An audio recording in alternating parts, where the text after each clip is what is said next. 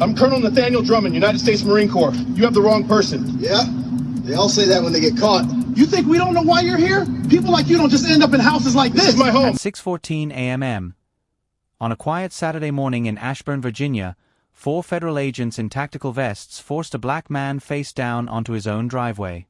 The man was Colonel Nathaniel Drummond, an active-duty United States Marine with 26 years of service, 3 combat deployments, a Bronze Star with Valor, and a Purple Heart pinned to a career most people couldn't survive, let alone build.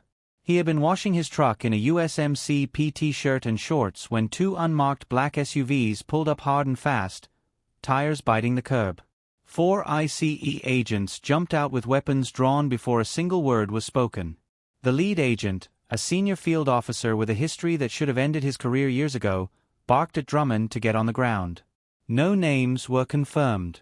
No warrant was produced. No questions were asked. They saw a black man standing in a nice neighborhood and decided he didn't belong. Inside the house, Drummond's 14-year-old son, Elijah, stood at the front window watching his father, a man who had survived Fallujah, get slammed onto the concrete by men who never once asked who he was. The agents forced his wrists behind his back and zip-tied them tight enough to leave marks that would be photographed in a hospital 3 hours later.